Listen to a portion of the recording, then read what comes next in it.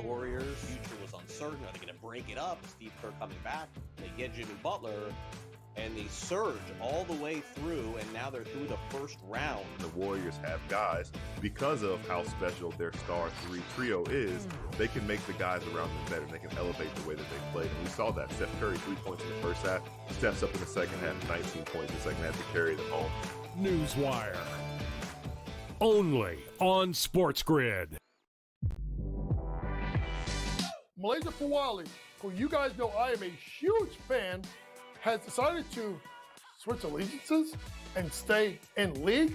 And now she's going to go play for Kim Mulkey. Her, Flau'jae Johnson in the backcourt.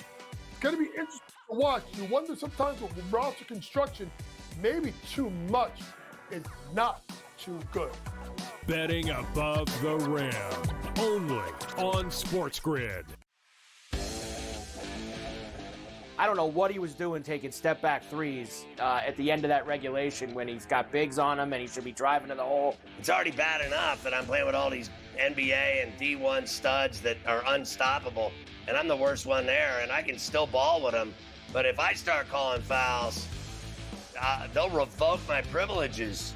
Like, I man up when I play with them. Pharrell, Coast to Coast. Only on SportsGrid. Two guys that can do it all. Too much electricity this morning. This is a good time. We're having a lot of fun. I had to do a triple take. Ka-ching! Why? Because of parity. I didn't mean to offend. Yeah, it's not going to happen. Load management is a dirty word. Let him rip. You know what? Circumstances provide the results. What? How do you do this once? Oh, Donnie, you've got such a good show there. A network that is booming. The Early Line. Only on Sport.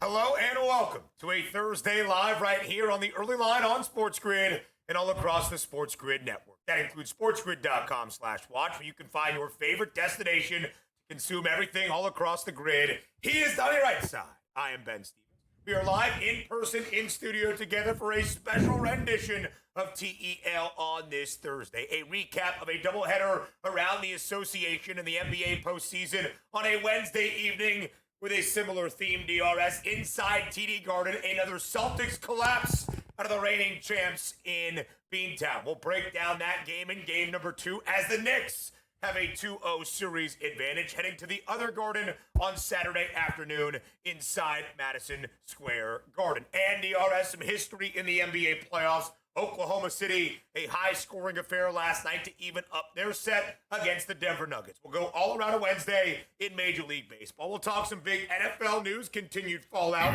for the Pittsburgh Steelers and the Dallas Cowboys after the George Pickens deal. All of that and plenty more over these 3 hours up until 11 a.m. Eastern. The team that couldn't be beat, the Boston Celtics, here seemingly getting beat on a night-to-night basis. Who would have thought they're sweeping 2 games, which we'll talk about in the TD Bank Garden before they even get back to Madison Square Garden. I'm excited to talk about a lot of things on this show, including the Philadelphia Phillies, Ben, going down to Tampa, 7-0 last night, grooving 8-2 in their last 10 games. But we have so much action to get after, and again, NFL topics will certainly come into it, but my goodness, what we're watching in the NBA, how exciting is that right now? These NBA playoff games so far, really throughout the entirety of the postseason to begin, but certainly in round number 2, have been complete theater. In fact, in our first 6 games of round number 2, the road team, as at least a 5.5-point underdog, had won outright. Oklahoma City had some other ideas in our nightcap of 2 on a Wednesday evening, but DRS, let's start immediately in Beantown. Inside TD Garden, the reigning champs, the Boston Celtics,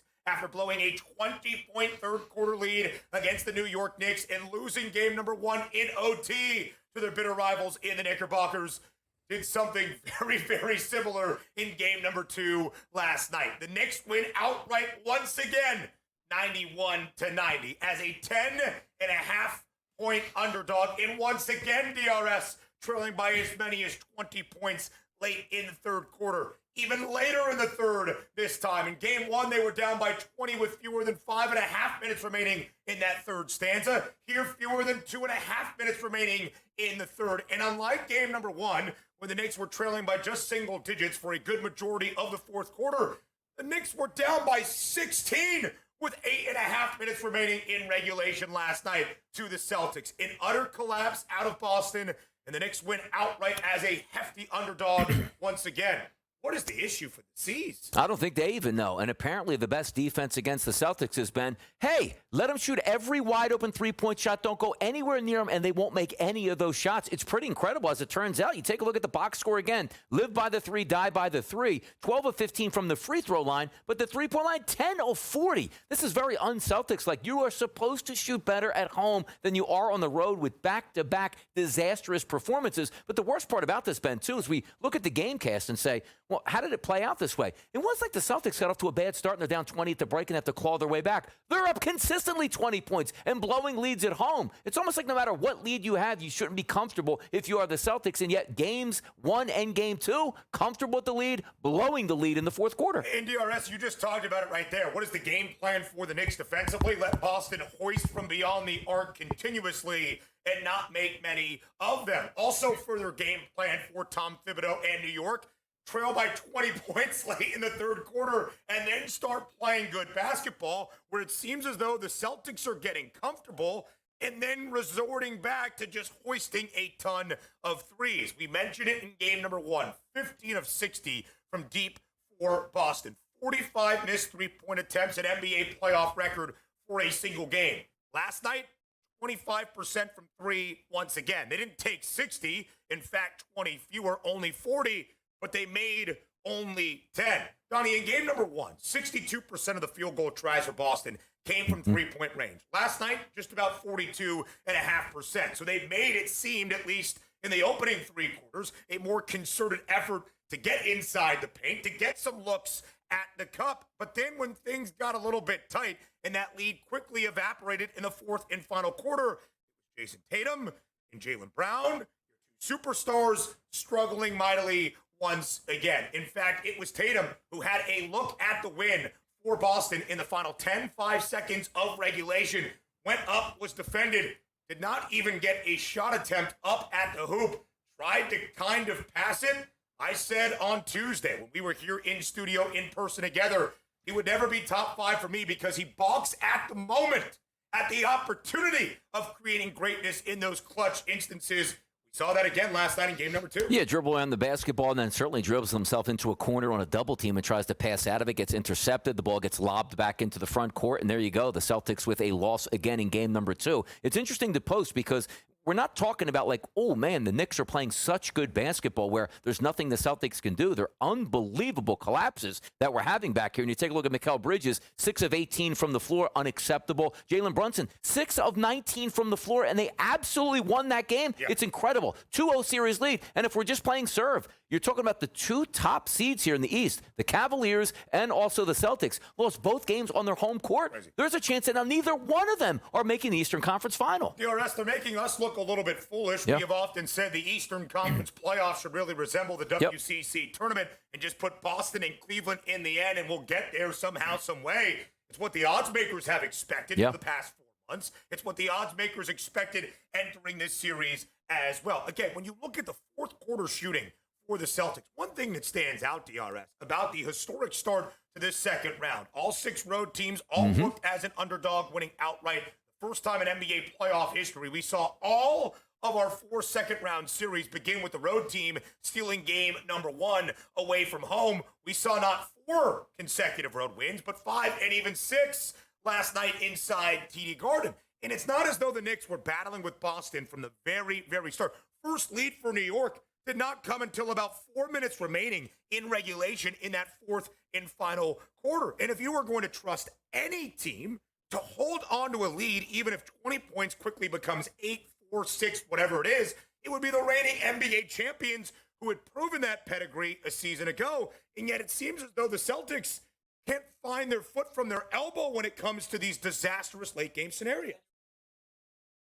Expending energy building the lead and saying we don't have enough energy left in the tank. It's just horrible basketball. Like from the 8.5-minute mark down the stretch, they couldn't make a basket at home. One or two of those wide open three-point shots goes down, the game is over. It's 1-1. You're heading back to New York City and you're feeling better about yourself. But the simple fact that these guys haven't been able to close the door as the best team in the NBA, which most people think at home at this point, is really baffling. And again, just holding serve. It was just crazy that the Knicks would go home and win one game at the Garden and then go back as a 3-1 series lead at this point. I don't want to say Boston is cooked because we're going to review the series prices and how they look at this point, and they're still a great basketball team. And understand this. It wasn't if the Knicks just went into Boston and took their lunch both games, winning wire to wire. These were epic collapses at the end where the Celtics are playing terrible but still losing the game by a point or two. You could make an argument, and I don't think it is flawed, that Boston is clearly the better team as they have built up a 20-point advantage. So maybe the odds makers have been onto something with the Celtics at least a 9-point favorite in each of our opening two games, nearly a minus 900 favorite to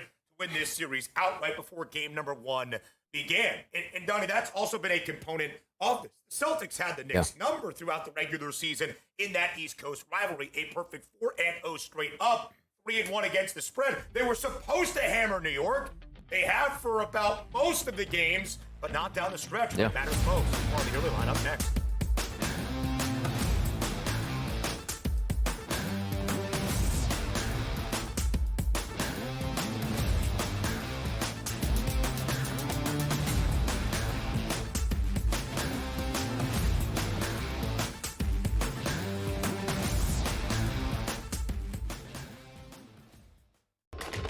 Enter into the magical world of McLuck.com, where even the smallest of spins can win real cash prizes. Adventure into over 1,000 of the best Vegas-style slot games. So what are you waiting for? Unlock your free welcome offer today. Join the fun where winners play and players win. Two guys that can do it all. Too much electricity this morning. This is a good time. We're having a lot of fun. I had to do a triple take. Ka-ching! Why? Because of parity. I didn't mean to offend. Yeah, it's not going to happen. Load management is a dirty word. Let him rip. You know what? Circumstances provide the results. What? How do you do this once? Oh, Donnie, you got such a good show there. A network that is booming. The Early Line, only on SportsGrid. The game is on. The stakes are high. But the action isn't just on the field. He's rearranging that ring. Get it inside! SportsGrid's in-game live. Your ultimate second screen experience. Just a little flyer, couple of 15.5-point live line. Every prop, every play, every day. Anything can happen. That's complete chaos. It's smarter to be on SportsGrid.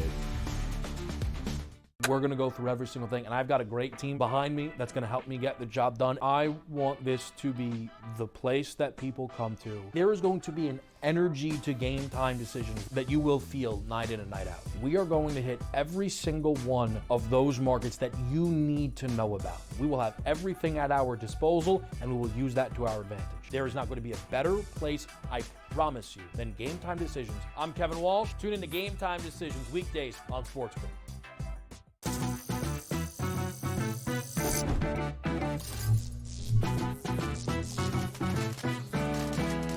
Did you know sportsbooks tend to draw up tighter bet lines for events that get even more bettors, like championship games or major matchups? My tip, try betting on less popular sports. You might have a better shot at beating those odds. Now, go get lucky. See you in Las Vegas. Let's get lucky.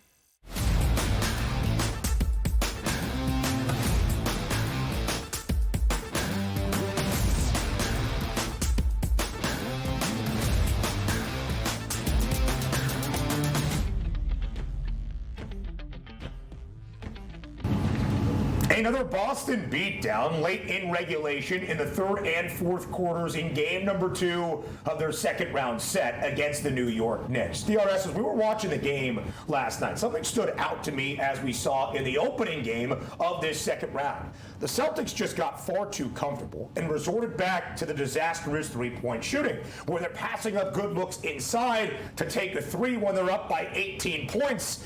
And if they just hold on to the ball, they'll waste time, which would help them in winning a basketball game. You almost wonder if the Celtics beat the Knicks so badly throughout the regular season, absolutely stomping on them in their first 3 games and even winning shorthanded in the fourth and final game in early April in the regular season, that they get up by 20, they look at their opponent, they feel as though the Knicks are inferior and take their foot off the gas. Again, not what you would expect out of a team that just won their 18th NBA championship a season ago, and yet here we find ourselves with the Knicks up 2-0 in this second round series. Yeah, it's kind of odd because you're trying to formulate the path of what's going on with the Boston Celtics. It's really simple. Like, yes, they're blowing big leads, but it's not as if that the New York Knicks are trading threes for twos left and right. Like, well, Donnie, the Knicks went 10 of 11 from three-point range in the fourth quarter. There's nothing you can do about that. It's like role reversal. It's like the Celtics going 1 of 11 from three-point range in the fourth quarter, and the Knicks just have to play average basketball and can certainly cut into those leads. So when I look at the game and say, well, what has to change for the Celtics?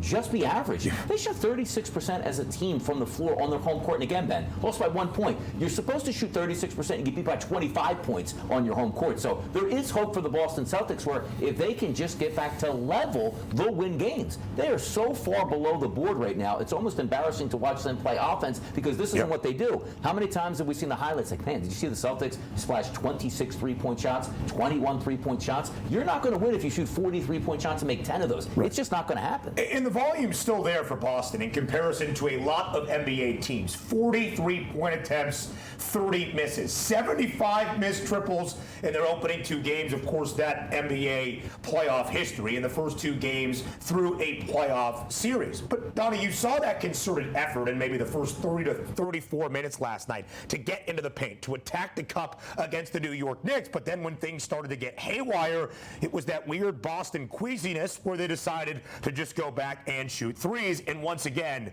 Jason Tatum, another very poor night for a guy that many consider to be a top 5 player in the association. 13 points, 5 of 19 from the floor, 1 of 5 from deep, only making 1 field goal in that fourth and final quarter. Jaylen Brown, a goose egg in the fourth and final quarter, finishing with 20 points after scoring 17 in the opening half. So let's talk about this series. It's clear that for a good majority of the game, the odds makers have the line correct. Boston should be heavily favored. They have opened up a 20-point advantage late in the third quarter in each of these first 2 games. Boston nearly a minus 900 favorite to win this series outright. They'll head to Madison Square Garden, DRS, as an ever so slight pick'em underdog entering game number 3. Game number 3 inside MSG, Saturday afternoon, 3:30 p.m. Eastern time tip.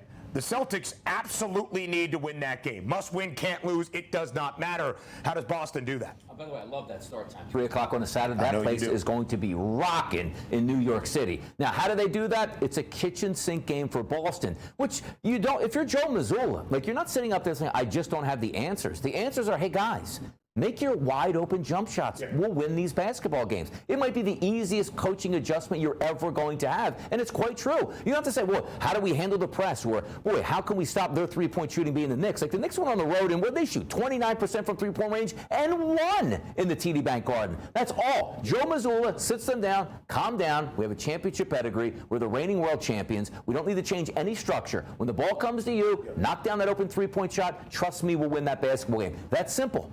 It is a very difficult task for the Celtics. They need to win 4 of their next 5, and yet they will probably be favored in every single game the remainder of this series. As you saw there in the series odds, Boston an ever so slight underdog. The C's now getting a game and a half in the series spread. If we see 7 games, Boston catches that ticket, and we would expect the Celtics to at least force 7. It is the most likely, according to the odds makers, at a plus 138 number. The Celtics minus 900 outright outright to win this series entering game number 1, minus 370 to win this series outright entering game number 2. The Celtics on their championship run last year, DRS, 16-3 straight up. Already as many losses in this postseason run as they had the entirety of their 4 rounds, claiming championship banner number 18 a season ago. I want to ask you the question like this. Do you give more credit to the Knicks or discredit to the Celtics and how these first 2 games have played out? Is it tremendous resilience out of New York,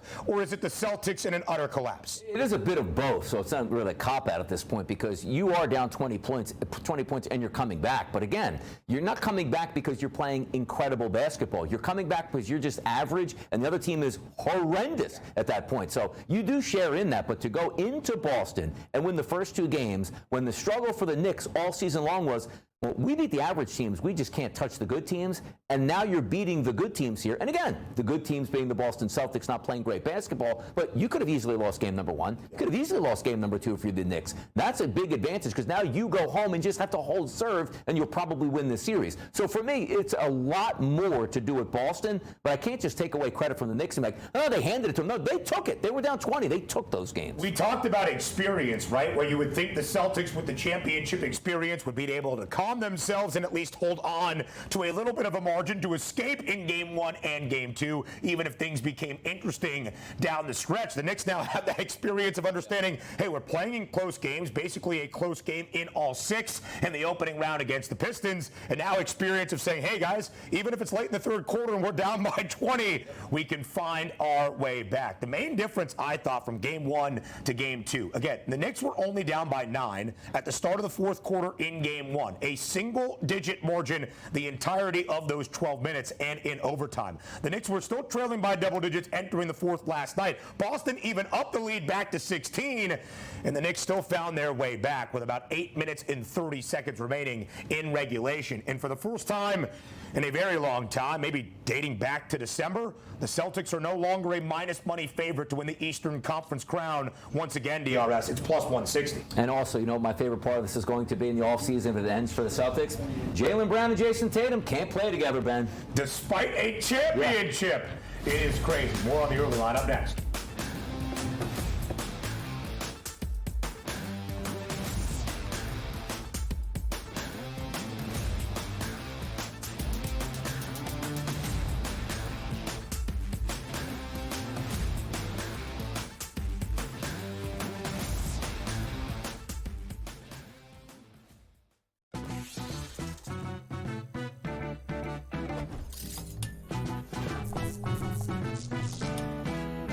Vegas knows how to show love to our everyday heroes. So if you're a first responder, you are in for some perks. Lots of hotels and casino offer big discounts to any first responders who can show valid work or volunteer ID. So treat yourself to a discounted stay. You deserve it. See you in Las Vegas. Let's get lucky. The Warriors' future was uncertain. Are they going to break it up? Steve Kerr coming back. They get Jimmy Butler, and they surge all the way through, and now they're through the first round. The Warriors have guys, because of how special their star 3 trio is, they can make the guys around them better. They can elevate the way that they play. And we saw that. Steph Curry, 3 points in the first half, steps up in the second half, 19 points in the second half to carry them home. Newswire. Only on SportsGrid. Under him was Sharon Moore, who also participated in the cheating scandal with Connor Stallions. So you know what happens to him? He doesn't lose his job. He doesn't get a 10-year show cause. He gets to keep his job, and they go, we're just going to suspend you for 2 games next season. Now, all of a sudden, they're coming out with everything that we knew to be pretty much true when it was happening. Yeah, they were cheating. It was like Belichick and the videotapes, right? The Early Line. Only on SportsGrid. The game is on. The stakes are high. But the action isn't just on the field. He's rearranging that rim. Get it inside! SportsGrid's in-game live. Your ultimate second screen experience. Just a little flyer, couple of 15.5-point live line. Every prop, every play, every day. Anything can happen. That's complete chaos. It's smarter to be on SportsGrid.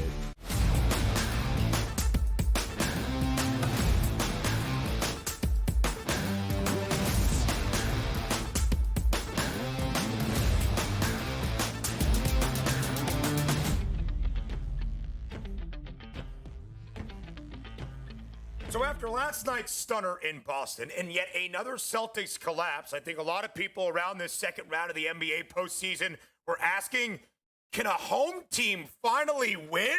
Can somebody take advantage of that home court advantage and pick up a W so far here in the conference semifinals? Oklahoma City said, all right, we got you. And OKC did so right from the very start, DRS, and in historic ways. 87 points in the opening half for the Thunder, the most points ever scored in an opening half in NBA playoff history. And OKC never looked back, hammering the Denver Nuggets to even up this second round set at a game all, 149-106. A 43-point win for Oklahoma City at home. The Thunder easily covering as a 10-point home favorite. A total of 230. Sky's over. That's what's going to happen when one team flirts with scoring 150 points. Yeah, and the one thing you can never tell is Oklahoma City look at their box score. I'm like, yeah, she had 34 points. Not allowed to get 35, not allowed to score less than 27 points. So he chimed in. And look at the efficiency, though. 30 minutes played, 11 of 13 from field goal range, or from field goals, and then 11 for 11 from the free throw line, which was really impressive. Did you see the plus money number or plus minus on him? 51 in that ball game for SGA. That's incredible. And sometimes you can just look at the box score from the Denver Nuggets also, Ben, and say, what did Jokic do? Didn't even get a double-double? Yeah, probably didn't end really kindly there for the Nuggets, and it didn't. That was one of those games where the expectations were, the question was asked yesterday and posed, Ben, was who's more likely to get blown out tonight? Would it be the New York Knicks as the underdog because the Celtics have to win, or would it be the Denver Nuggets because Oklahoma City has to win? We chose the New York Knicks as the chance to get blown out last night, and you see that final score, almost a 50-point drubbing for the Denver Nuggets. And this is one of those where the Nuggets had mission accomplished. You have home court advantage, but boy, did you waste that good vibes where it was like, all right, we lost by 5 points in game number 2. We're coming back home. You get smashed like that. Oklahoma City's got that feeling. We're the team in command now. Doesn't matter that you have home court advantage. We're here to seize the day. They were phenomenal yesterday. I can't blame Denver because also, Ben, when you look at game number 7, sometimes you run on fumes in game number 1, and the gas tank is empty in game number 2. That's what it looked like happened to the Denver Nuggets. It certainly did, DRS, and from the very, very start. A credit to you guys. We should have had blowouts in both of the games last night, with that home team responding from a collapse in game number 1. It was only Oklahoma City who pulled that off a night ago. So OKC now evens up this series at a game apiece. And one thing that really stood out to me, DRS, I'm sure you guys discussed it yesterday on TEL, 71% of the spread bets on FanDuel for the opening game of the night inside TD Garden backing the Knicks. Although the line had worked in favor of Boston, 9 points in game 1 to 10.5 entering game 2, the public still saying, well, the Knicks just won outright, coming back in historic fashion. How can New York not cover as a double-digit dog? For a good majority of the game, it seemed as though the public was going to get fooled. At the end, they were proven correct. 82% of the spread bets on the FanDuel Sportsbook entering game number 2 last night in Oklahoma City, backing the Nuggets with that championship pedigree, winning outright as a 10.5-point underdog in game number 1, coming back from down 14 with fewer than 6.5 minutes remaining in that fourth quarter. This time, the public got what was coming to them. Oklahoma City winning by 43 and easily covering. And one thing that really stuck out to me, DRS, about the Thunder as well. Just 2-3 ATS entering last night in their first 5 games here in this playoff run. They had some trouble with Memphis, of course, in those final 2 games in the Grind City in the opening round, losing outright in game number 1 for a team that was the best cover team in the association all season long. And as a favorite, best favorite in the NBA, booked as a favorite more than 15 times throughout the regular season with a cover percentage north of 65%. So to see a double-digit spread is something the Thunder are accustomed to. Last night they made good on that odds. They made good on everything last night. So 56% from the floor as a team, which is something the Celtics can only dream about right now shooting at home. 44% from three-point range. And you see the free throw shooting. You want to put teams away. How about they went to the line 36 times, made 33 of those good for 92% as a team. They did everything right, which included 9 turnovers, so keep that under 10. Everything was clicking for OKC. This was the team of the anticipation for the best team in the NBA showing up in the playoffs in round number 2. You got the best of OKC. And we always talked about the playoff pedigree. Would it catch up to them? It almost seemed like it did with head coach Mark Daigneault at the end of game number 1, and some interesting decisions to foul, where a 14-point lead in the fourth quarter was quickly gone. Well, the Thunder found that response last night. For these this series so far, both games over. Both games have seen at least 240 combined points. Denver has played 5 consecutive games to the over throughout this postseason. 3 straight overs for OKC. We'll talk more about Shai Gilgeous-Alexander. We'll talk more about where this series stands between the Thunder and the Nuggets. Up next.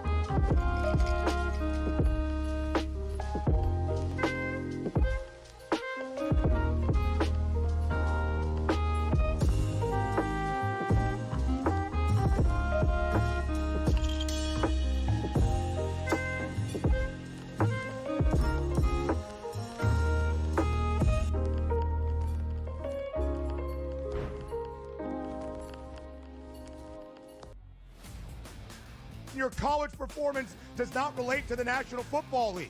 It never they does. They played side by side DRS. with each other, and he wasn't as good as Quinn Ewers. That's an issue. That's a major issue. It wasn't that it wasn't as good as Quinn Ewers. Ever got to Texas. It wasn't that it wasn't as good as Quinn Ewers. It was Quinn Ewers' program, which Steve Sarkisian made very clear the entirety of the time that Arch Manning was in Austin. So for you to argue that because Ewers is a 7th-round pick, Quinn Ewers is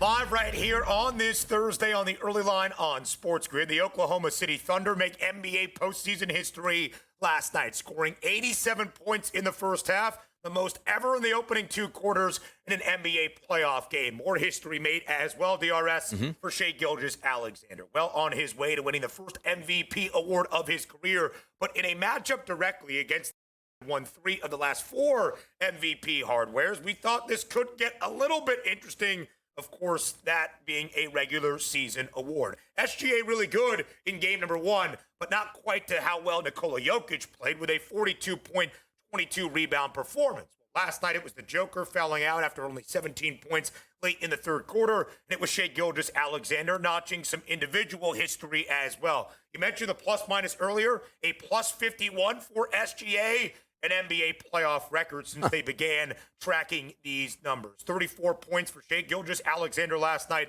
over his points prop of 32.5. We joke about it all the time. Never less than like 28, but never exactly more than 36. He falls exactly into that sweet spot with a very efficient night in which Oklahoma City was dominant offensively. Every single player that played last night for OKC scored at least 1 point, which is pretty impressive, which include Isaiah Joe, 14 points off the bench, and Aaron Wiggins, double digits off the bench, and then also A.J. Mitchell. The impressive part about this this is the anticipation that we have for OKC and how good they can actually be. And also understand this, heading into the playoffs as the top seed, the people coming in, basically talking heads, is it going to be the same in the regular season that is the postseason? It's completely different. We know how that turns out. They did very well in round number 1. Even though Ja Morant got injured game number 3, didn't set out game number 4, they were competitive games on the road. But the questions start to come up again after game number 1. Uh-oh. Now you're facing a team that's won a championship before. What's actually going to take place? How are they going to handle that pressure? That was such a resounding victory now. It almost feels like they're back up 2-0 heading out. And if you told me right now, well, okay, Denver is just going to win one of those 2 games on the home court, this is absolutely an OKC series, which is different from the other series that we're looking at now. That was an unbelievable performance, which is exactly what we thought this team should be entering into the playoffs. It's almost comforting that it's only 1-1, but boy, did you see the way they beat the brakes off the Nuggets. And again, the Thunder last year in the Western Conference playoffs, the number 1 overall seed, they lost in 6 games to Luka Doncic and the Dallas Mavericks. They had taken those playoff lumps. Will they learn from the experience, or will they start to creep up once again? Certainly seemed in the opening game of this set, DRS, against Nikola Jokic and the Nuggets, Denver was looking the part of the championship team from 2 seasons ago, and maybe we were concerned by OKC, not last night, a resounding victory. David Adelman, the interim head coach for Denver, kind of expressed what you just hit on right there in his post-game presser as well. Hey, we're happy to have the split. If you would have told us that on paper, entering this series against the Western Conference's number 1 seed, we'll take that any time. We can't just say, hey, we're flying back to Mile High, we're feeling good, earning a win out of those first 2 games in Oklahoma City. When you get beat down in the way they did by 43 points in the Thunder, making some NBA playoff history. Oklahoma City, nearly a minus 900 favorite, minus 880, I believe, was that closing line entering game number 1 as the series outright favorite. Still minus 335 entering game number 2 last night in a double-digit favorite at home. OKC earns a split. It's now minus 520 in favor of the Thunder, DRS, to win this series outright. And the number that stands out to me, entering last night, for OKC to win this series in both 6 and 7 games, was a shorter price than for Oklahoma City to pull off the gentleman's sweep. You see it right there. For OKC now to win in a gentleman's sweep in only 5, shortest price, most likely outcome, plus 172. Yeah, it shows how we're looking at these 2 teams and objectively saying who is better. It's OKC. Like, in what world would it be like, all right, well, OKC hasn't won a championship before. Denver might have the best player in the world. It's a 1-1 split, which means now Denver has home court advantage, minus 180, minus 220, minus 250. No, it's a minus 520 price. And believe me, looking at that line, I'm saying to myself, well, I would never really want to lay a 520. But the value to me is not on the 4-1 price for the Nuggets. The value now shifts back to a minus 520. You might also look at that number from last night, Ben, and say to yourself, what happens if the game was a 2-point game?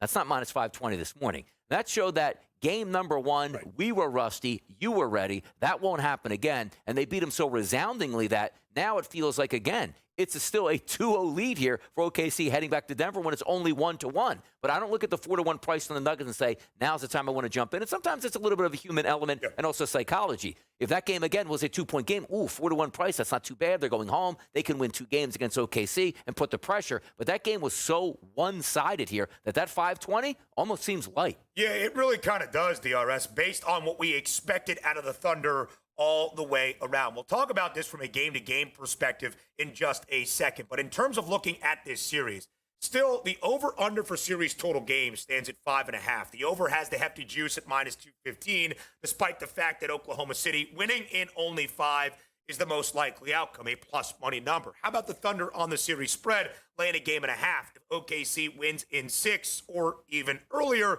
it's minus 152, a little bit more digestible than laying minus 520 to win this series outright. But the Nuggets do return home with home floor advantage now back in their way because they did take game number 1 on the road. Nikola Jokic will be rested as he heads back to altitude after that sprint. Donnie, we see it all the time. You carry momentum over, even in a game where you don't expect to carry that momentum. We saw it for the Warriors at the end of game 1 against Minnesota. Ooh, Stephen Curry is out. How do we perform in this spot? You just kind of go with what you know can work. Ooh, how will Denver respond with a quick turnaround after 7 games in a grueling series against the Clippers? You ride that momentum. But when things start to settle, that's when things start to change. We'll see how Denver responds in game number 3. In terms of the overall Western Conference odds, the Thunder back to a very strong favorite. Minus 180 on OKC to win the Western Conference crown. It's where things stood for Oklahoma City entering this second round. And by the way, the Warriors dropping like a rock here, too, because the news coming out about Steph Curry, which we will get to, certainly devastating. And they have a lead in their series. But just getting back to Oklahoma City and Denver,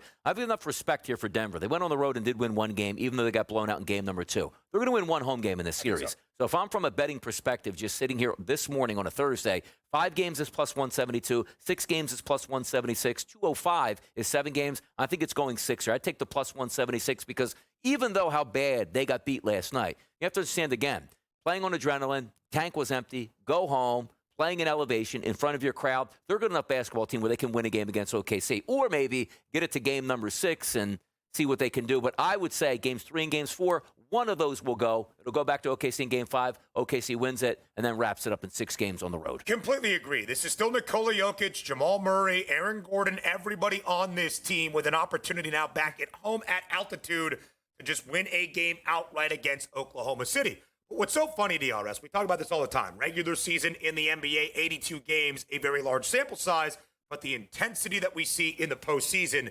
completely different. But because you have 82 games, of which the odds makers have formulated their power ratings in their algorithms, they're not just going to change it based on a few results here in the playoffs. Why do I bring that up? Because Oklahoma City is going to be a favorite in every single game in this series for however long it goes. They're a 4.5-point favorite against the Denver Nuggets in game number 3. The Celtics are down 0-2. Now they head to Madison Square Garden.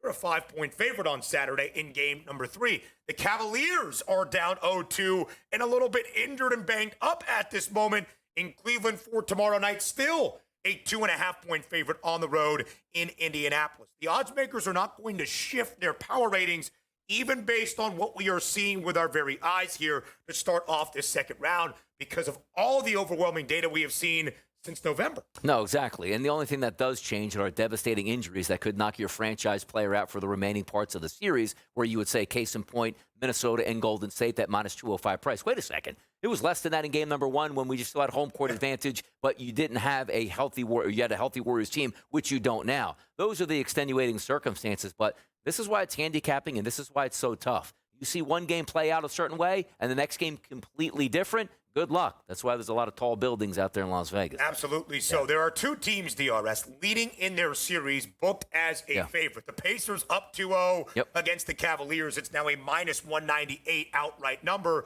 In the Knicks, an ever so slight series outright favorite by 4 cents, minus 110, despite being up 2-0 and returning to Madison Square Garden. Injury update on Steph Curry next.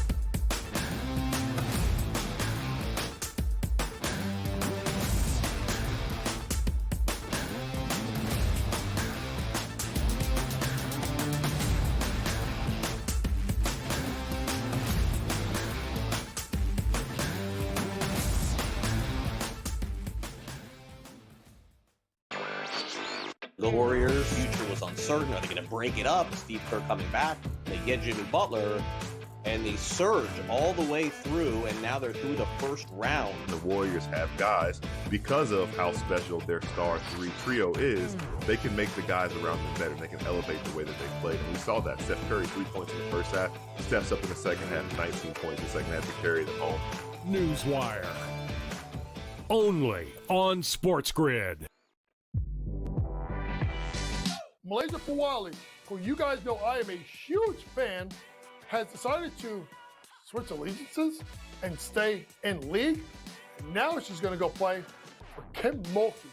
Her, Flau'jae Johnson in the backcourt. It's going to be interesting to watch. You wonder sometimes with roster construction, maybe too much is not too good. Betting above the rim. Only on SportsGrid.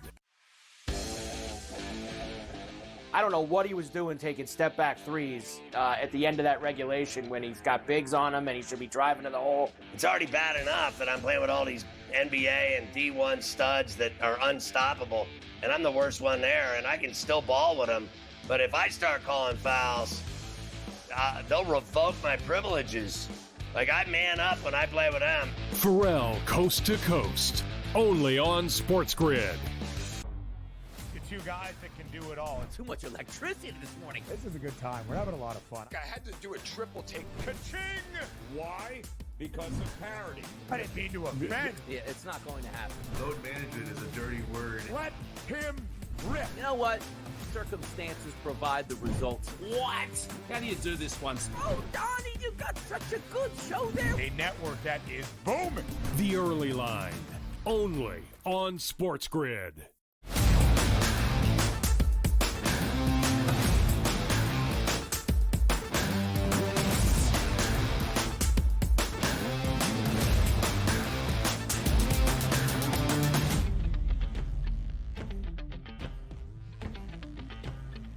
Live right here on this Thursday on the early line on Sports Grid. He is DRS. I am BSS. We are live in person in studio. Donnie, only one NBA playoff game on this Thursday night in Minneapolis in the Twin Cities. And, of course, it will not feature Steph Curry. Late in the opening half of the opening game of the series against Minnesota, Stephen Curry, after an MRI on Wednesday, suffering a grade 1 left hamstring strain, and he will be out for at least 1 week. Even in the most optimistic timeline, that confirms that Steph Curry will miss games 2, 3, and 4. The earliest he could potentially return, game 5, but probably not unless this series sees 6 or 7 games. Dr. Donnie, you are always on it when it comes to a calf strain, a hamstring strain, a muscle strain that for the first time, weirdly, in Steph's NBA career, he is now suffering any sort of muscle strain. I ask you maybe a more pessimistic question than the actual update we have right there. Is Steph Curry out for the entirety of this series? You can mask this injury, which means it's not devastating enough where you are going to lose your leg if you play. Understand this. You're getting older in your career, which means you might not have too many chances to make it to the Eastern Conference Finals or win another championship. So the problem that's going to lie is you're going to get down, let's just say, 2-1 or 3-1. My guys are out there with me. I got to give it a go. But understand this. You know what the worst thing that I heard was from this injury? Steph Curry going like, never had this before, because nobody understands it. If it's your first time, you feel a little bit of a pinch going like, it's just a cramp. Like, give it a day. I'll get a massage. I'll take some Tylenol, and I'll be good to go for the next game. The minute that you hear hamstring injury, you automatically place it at 1 week. And if it's any type of strain, and you're a good player and you need to play a lot, you can set that at 2 weeks right now. I don't think he comes back to the series, but I can't make that official statement because there's one thing I do know. He won't be 100% for the series. He won't even be 75%. But giving it the old Willis Reed out there because my team needs me, he might make an appearance. But if you are a basketball player, here's the thing we talked about yesterday on the show. We saw Steve Kerr post-game press conference, and he's talking about, in the tank, like this was a win that they got, and he was deflated already because he knows what's on the horizon. My best player is probably not going to be available. This is going to be a really uphill climb. But also understanding the task at hand at this point, saying, other guys now have to step up. But for Steph Curry himself, there's no way you can play offense. Say, okay, I can knock down a three-point shot. Do you know what they do on defense in the NBA? They will get you one-on-one for the next 3 quarters and break you down where they know you can't actually play defense on that hamstring. It's a tough strain that he's going to have. I don't think he plays again, but if he does, he's just toughing it out. 6 minutes, 8 minutes, 15 minutes, 1 for 3 from three-point range. Hey, guys, I was here for you. That's all I can do. This series will at least, if Minnesota wins a game, see 5 of them in this best-of-7 set. Again, that's optimistically probably the earliest that Steph Curry can return. We are not doctors, although Donnie plays one on TV. On television when it comes to calf and hamstring strains.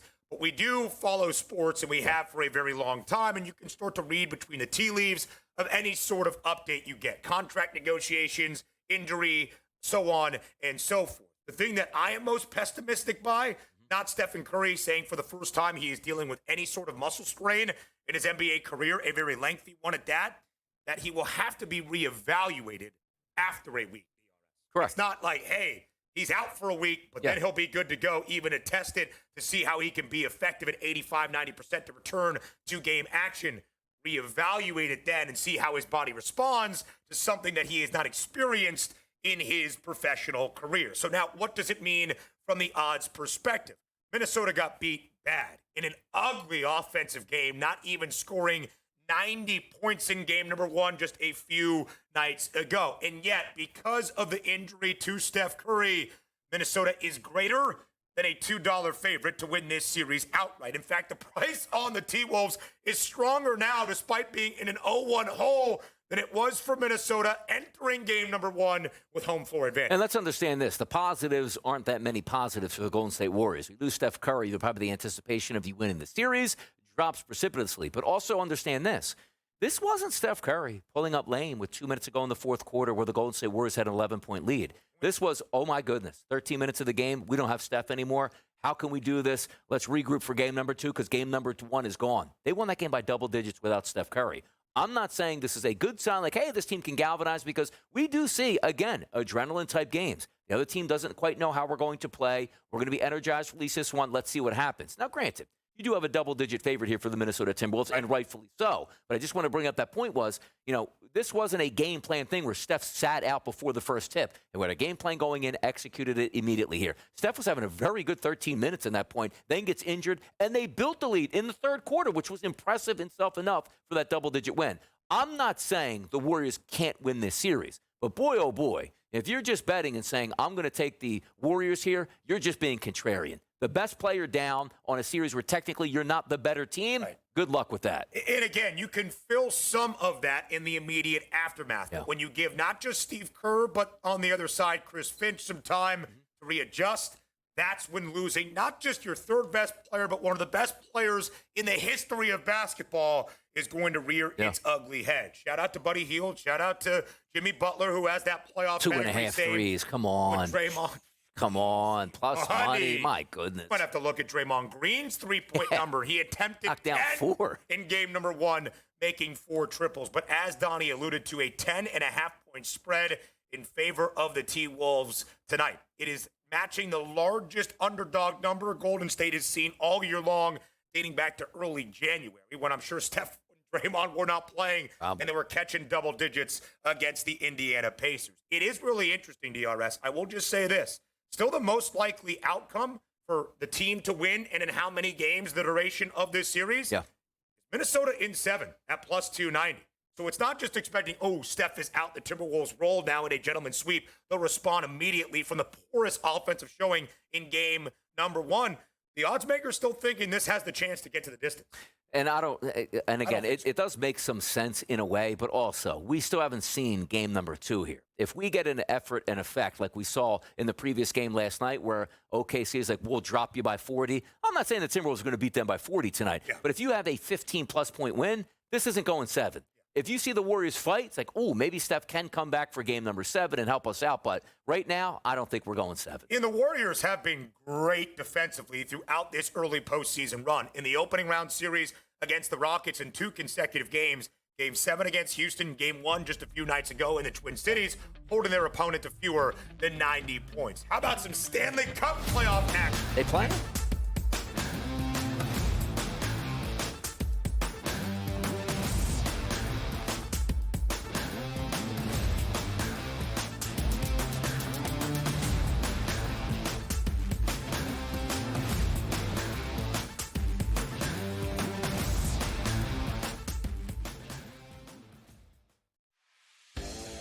Think that there's something to the fact that they blow all these leads against the Edmonton Oilers? It's like the Oilers can be down 4 goals and they come back like it's nothing. We got a series now. I think this thing is going to reset, Scott.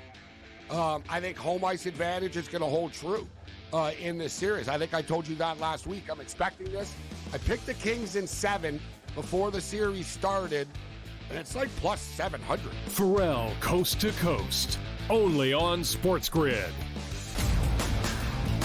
Under him was Sharon Moore, who also participated in the cheating scandal with Connor Stallions. So you know what happens to him? He doesn't lose his job. He doesn't get a 10-year show cause. He gets to keep his job, and they go, we're just going to suspend you for 2 games next season. Now, all of a sudden, they're coming out with everything that we knew to be pretty much true when it was happening. Yeah, they were cheating. It was like Belichick and the videotapes, right? The early line, only on SportsGrid. The Warriors' future was uncertain. Are they going to break it up? Steve Kerr coming back. They get Jimmy Butler, and they surge all the way through, and now they're through the first round. The Warriors have guys, because of how special their star 3 trio is, they can make the guys around them better. They can elevate the way that they played. And we saw that. Steph Curry, 3 points in the first half, steps up in the second half, 19 points in the second half to carry them home. Newswire, only on SportsGrid. We're going to go through every single thing, and I've got a great team behind me that's going to help me get the job done. I want this to be the place that people come to. There is going to be an energy to game time decisions that you will feel night in and night out. We are going to hit every single one of those markets that you need to know about. We will have everything at our disposal, and we will use that to our advantage. There is not going to be a better place, I promise you, than Game Time Decisions. I'm Kevin Walsh. Tune in to Game Time Decisions weekdays on SportsGrid.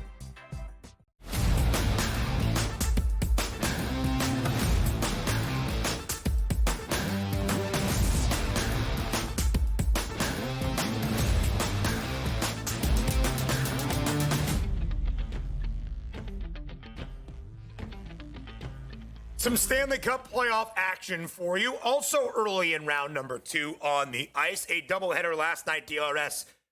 Maple Leafs actually going to do this? Are the Leafs going to knock off the reigning Stanley Cup champs?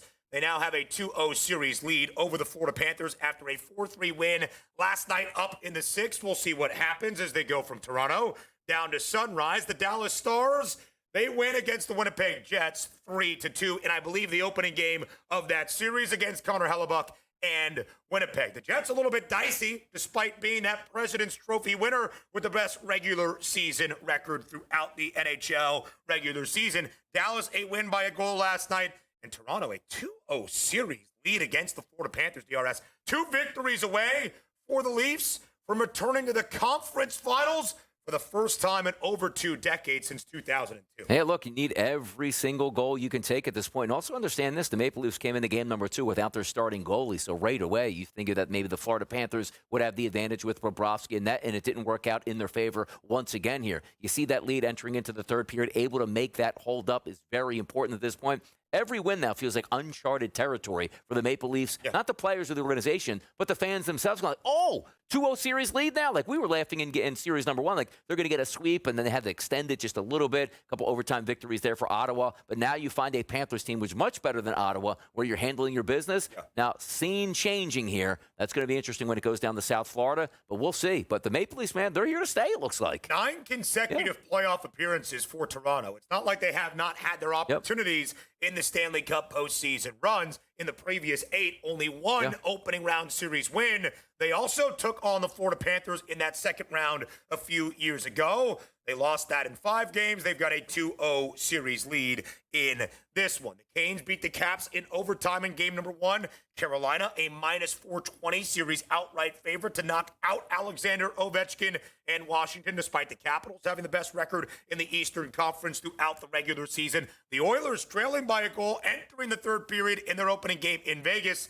They scored 3 goals in that third and final period for a 4-2 win in Game 1. Connor McDavid, Leon Draisaitl, and Edmonton, they lead a game to zip as of this moment. The Oilers do not have the home ice advantage, at least the first 2 games of this series, DRS, on the Strip in Las Vegas, and yet Edmonton greater than a $2 minus money favorite to win this series out. I mean, hey, that's what's going to happen. You're going to have violent swings there in the overall pricing just based on which games are actually won and actually where they are won and the times they're won. You see the Oilers come back storming the fort, 4 unanswered goals. And I always tell me, like, I'm a Flyers fan. We don't get to enjoy nice things in the playoffs, particularly the past decade or so. You want to have a fun brand of hockey. That's what the Edmonton Oilers bring to the table. High-flying, unbelievably skilled, talented athletes here on the front end. I love every time Edmonton wins, but it's going to be hard. Like, Vegas has a Stanley Cup. They're going to be tough to knock off. Mark Stone seems to score 2 goals every single game. Love what the Oilers are doing here. It is a steep price, but again, violent swings based on the next game and who wins it, that's how you find out. I wonder what the odds for that series would look like tonight. It is the tightest gap that we have so far here in round number 2 because